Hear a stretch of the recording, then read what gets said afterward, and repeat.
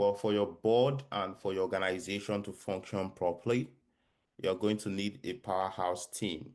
And when we say powerhouse team, we're talking about people with the skill set that's needed to help you build out your organization.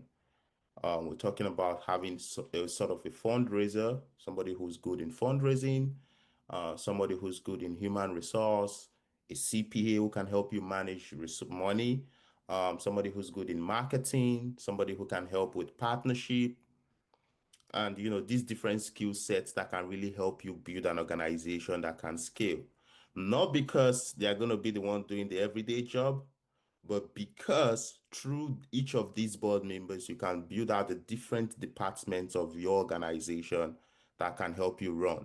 So, for example, the one who's good in fundraising should be able to work with the board to build a fundraising plan, recruit the volunteers that are going to execute the fundraising plan, and then they provide that leadership and supervisory capacity over these volunteers.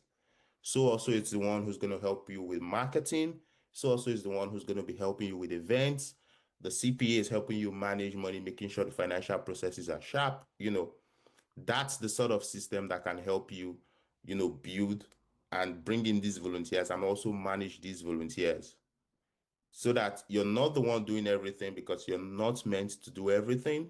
You're meant to be able to hold your board members accountable as they hold the team that's executing accountable.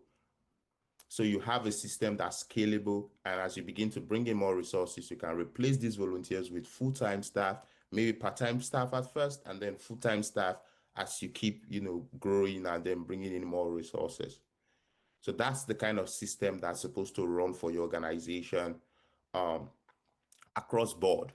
But of course, the side of fundraising is also very important, and there has to be a system that's running as well with a board member who's leading the charge. But if you don't have a professional fundraiser, you could actually lead the charge, have a team of volunteers that are executing with you, say appointment setters, email marketers, these different grant writers, a team of volunteers that you can be leading to execute a step-by-step fundraising strategy. That's why you're going to first of all need a plan, and then this team executes the plan. So it's not just about you thinking of the blue, what can we do to raise money? You already know exactly what you need to do, and then you have the team that's executing that on a day-to-day, week-to-week basis. And that's the consistency that brings in money for any organization. So do you think this is something you can't be able to build out with your present board?